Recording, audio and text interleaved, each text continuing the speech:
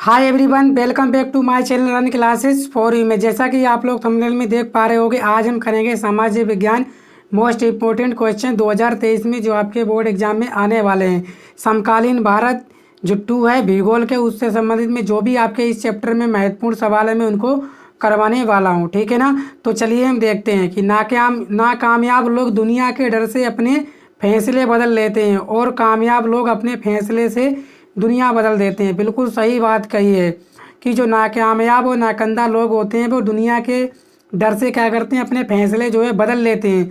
और जो कामयाब और होशियार लोग होते हैं वो अपना एक बार फैसला ले लिया और उस फैसले से क्या करते हैं, दुनिया बदलने की काबिलियत रखते हैं। बिल्कुल सही बात कही गई है, ठीक है ना। तो हम महत्वपूर्ण प्रश्न देखते हैं आज के। बोला गया है कपास की खेती के लिए सबसे उचित भूमि कौन सी है। तो आप सभी जानते हो कि कपास की खेती के लिए काली मिट्टी, लाल मिट्टी, जलोढ़ मिट्टी या लेटेराइट मिट्टी। तो इसका जो ऑप्शन नंबर हो जाएगा वो हो जाएगा आपका काली मिट्टी। कपास की खेती के लिए कौन सी काली मिट्टी आपकी बिल्कुल उपयुक्त मिट्टी होती है, जिसमें आप लोग कपास आसानी से कर पाते हो, ठीक है जी। मोस्ट इम्पोर्टेंट क्वेश्चन है BIP। तो दोस्तों मैं आपको बता दूं, अगर इसकी आपको PDF चाहिए तो आप PDF, ये व्हाट्सअप नंबर है, इस पर आप लोग PDF ले सकते हो, ठीक है ना। ये हमारा नंबर है, इस पर आपको PDF इसकी पूरी मिल जाएगी। और उससे पहले मैं बोलूँगा, अगर आपको सच में लग रहा है कि आपके लिए क्लास बेनिफिट्स है तो आप लोग वीडियो को शेयर कीजिए और चैनल पर नए चैनल को सब्सक्राइब भी कीजिएगा, ठीक है ना। आगे प्रश्न 2 बोला गया है कि निम्न में से कौन अजैबीय संसाधन है, चट्टाने, पशु, पौधे या मछलियाँ। तो निम्न में से कौन सा अजैबीय संसाधन है, तो आप सभी जानते हो इनमें कौन सा है, चट्टाने, ठीक है। जिनमें क्या नहीं होती है, जान नहीं होती है, वो कहलाती हैं आपकी अजैबीय। तो चट्टाने आपकी अजैबीय संसाधन हैं। आगे नेक्स्ट सवाल नंबर हमारा 3 बोला गया लाल पीली मिट्टी पाई जाती है दक्कन के पठार में, मालवा के प्रदेश में, ब्रह्मपुत्र घाटी में, थार रेगिस्तान में, ठीक है। तो आप सभी जानते हो जो लाल पीली मिट्टी पाई जाती है वो मालवा प्रदेश में पाई जाती है। ऑप्शन नंबर खा जो है बिल्कुल सही है इसका। कहाँ पाई जाती है, मालवा प्रदेश में। आगे भूमि एक संसाधन है, कैसा है, प्राकृतिक, मानव निर्मित, सौर ऊर्जा से निर्मित, इनमें से कोई नहीं। तो आप सभी जानते हो जो हमारी लैंड है, भूमि है, वो कैसी है, आपकी प्राकृतिक संसाधन है। ऑप्शन नंबर का इसका सही है। अब चलते हैं हम लोग मोस्ट इम्पोर्टेंट लघु और दीर्घ प्रश्न की ओर, जो आपके पेपर में पूछे ही जाते हैं। इस बार भी पूरी पूछी जाने की संभावना है इस चैप्टर से, ठीक है। चलिए, तो बोला गया कि पहाड़ी क्षेत्रों में मृदा अपरदन की रोकथाम के लिए क्या कदम उठाए जाने चाहिए। प्रश्न नंबर 5 कह रहा है कि पहाड़ी क्षेत्रों में मृदा अपरदन की रोकथाम के लिए क्या कदम उठाए जाने चाहिए। मोस्ट इम्पोर्टेंट क्वेश्चन है आपका लघु का, इसको आप लोग जरूर नोट कर लीजिएगा।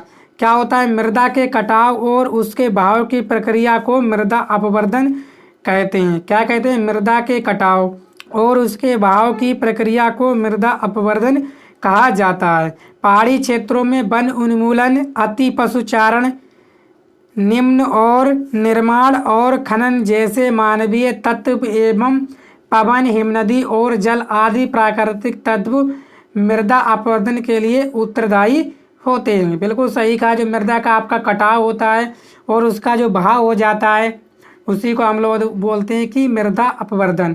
और पहाड़ी क्षेत्रों में क्या होता है, आपका वन का उन्मूलन हो जाए, वनों की कटाई हो जाए, अति पशुचारण हो जाए, निर्माण और खनन जैसे मानवीय तत्व और जलवायु क्या हो जाए आपके, ये सब किसके लिए, आपके लिए मृदा अपवर्तन के लिए उत्तरदायी हैं। आगे पहाड़ी क्षेत्रों में मानवीय क्रियाओं को नियंत्रित करने के लिए अतिरिक्त ढाल वाली भूमि पर समोच्च रेखाओं के समांतर जुताई, सीढ़ीदार कृषि तथा मेखला का विकास करके मृदा अपवर्तन को रोका जा सकता है। मोस्ट इम्पोर्टेंट है, इसको आप लोग नोट करके रखिएगा। पहाड़ी क्षेत्रों में मृदा अपवर्तन की रोकथाम के लिए क्या कदम उठाए जाने चाहिए। इस तरह से आपका प्रश्न था और इस तरह से आपका उत्तर हो गया। आगे प्रश्न नंबर 6 बोला गया है कि पूर्वी तट के नदी डेल्टाओं पर किस प्रकार की मृदा पाई जाती है।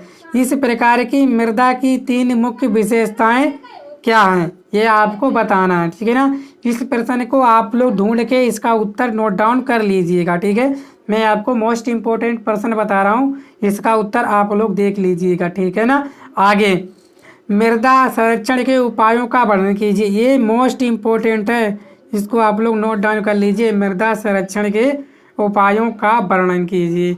ठीक है, तो यही हमारे महत्वपूर्ण सवाल थे 7 जो आपके इस चैप्टर से पूछे जाएंगे, संसाधन एवं विकास समकालीन भारत से। तो बस आप लोगों से उम्मीद करता हूँ आप लोगों को प्रश्न अच्छे लगे होंगे और आप लोग वीडियो को शेयर कीजिए और अपने दोस्तों में भी इसको शेयर कीजिए। ठीक है, और चैनल पर नए चैनल को सब्सक्राइब भी कर लीजिए। ठीक है, थैंक यू।